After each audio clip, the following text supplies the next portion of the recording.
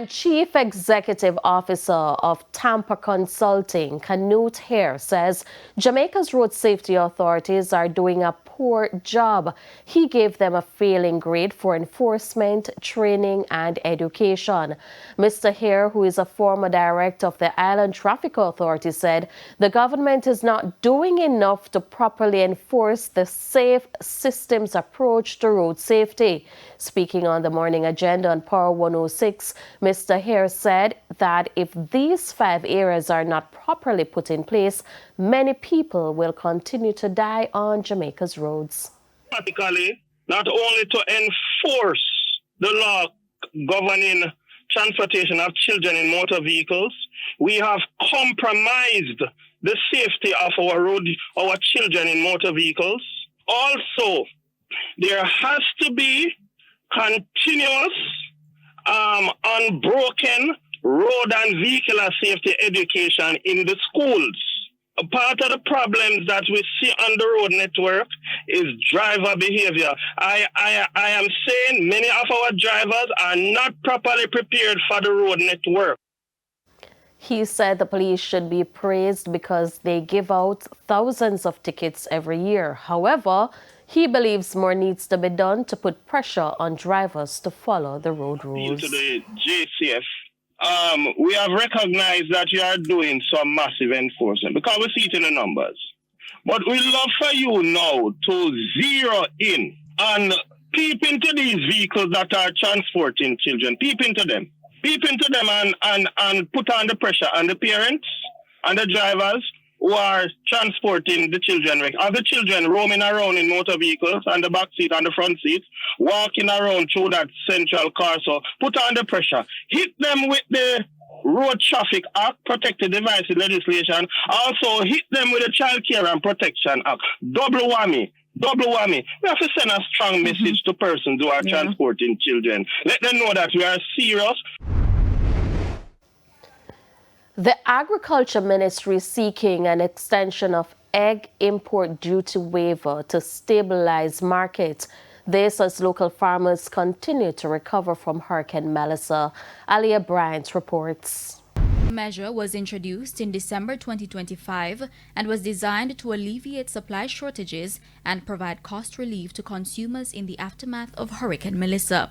It was originally scheduled to end on February 28, but the Agriculture Minister has confirmed that a request for an extension has been submitted to the Ministry of Finance and the Public Service to May 2026. He says extending the waiver through May will ensure full market recovery and price stability. The Jamaica Egg Farmers Association have objected to the importation of table eggs. President Mark Campbell argues that this undermines local farmers as buyers are opting for cheaper imports over supplies from domestic producers. In response, the ministry emphasized that protecting the livelihoods and economic viability of Jamaican egg farmers remains a key priority. Following Hurricane Melissa, JEFA revised its recommended prices for eggs, raising the cost of unbranded eggs from $550 to $670 per dozen and branded eggs from $580 to $700 per dozen. These increases, roughly 21.8% and 20.7% respectively, were attributed to reduced production levels and higher logistics and refrigeration costs.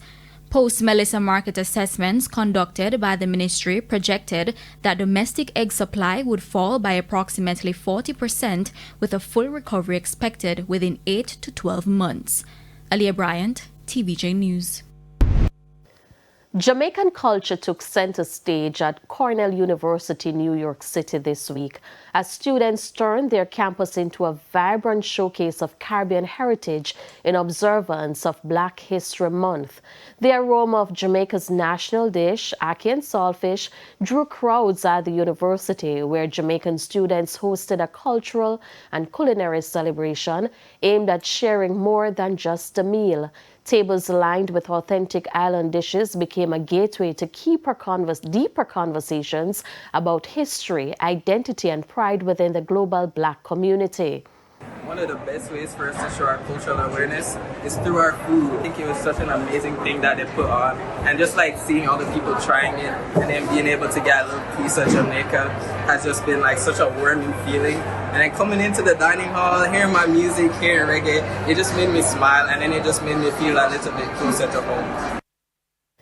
University officials and students alike praised the initiative, calling it an engaging way to strengthen diversity and inclusion on campus. Before, but this year we had the good fortune of having a lot of our Jamaican students involved in the preparation and in the testing of that. So just really happy to push the envelope, creatively speaking, as far as a culinarian, as far as a chef, and hoping that we can build on this for next year's Black History Month celebration. So.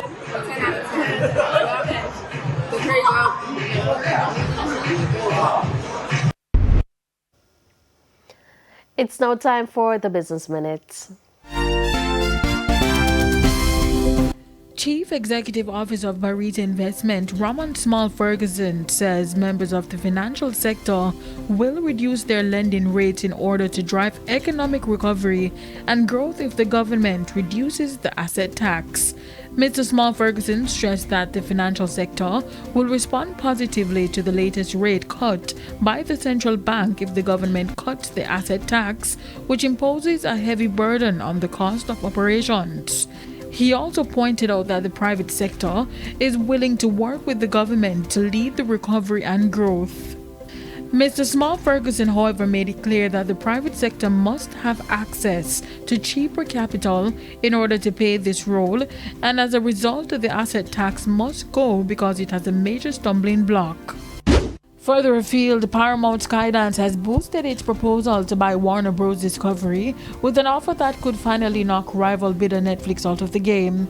Warner Bros., which put itself up for sale last year, said Paramount had agreed to increase its purchase offer by $1 per share, creating a bid that its board had determined could reasonably be expected to lead a superior proposal. Warner Bros. Said it would engage in further talks before making a final decision about whether to abandon the deal it struck with Netflix in December. And that's it for the Business Minute. I'm Antonia Atkinson. Thank you, Anthony. And here's a preview of what's coming up in this evening's health report. In this evening's health report, we look at dermatosis papulosa nigra, DPN. Unfortunately, there are not really many creams that actually help with this. They haven't really found any creams. Perhaps there are persons who can use like products that contain salicylic acid, those kind of things, or glycolic acid can kind of keep them down a little bit, but they really do not respond to any creams out there. That's the health report in Primetime News at 7. And now for today's healthy living tip. Avoid picking or scratching the bumps. Do not try to remove them at home, and see a doctor if bumps change, bleed, or become painful. And in news from the region, the government of Mexico says it has dispatched 1,193 tons of humanitarian aid to Cuba. In a statement, Secretariat of the Navy said the supplies were shipped abroad, its logistics support vessels, and the cargo consists mainly of essential food items, including beans and powdered milk. The shipment left the port on Tuesday. Officials say the aid is expected to arrive in Cuba in approximately 4 days. We head to a quick break. When we come back, we'll have your midday sports report.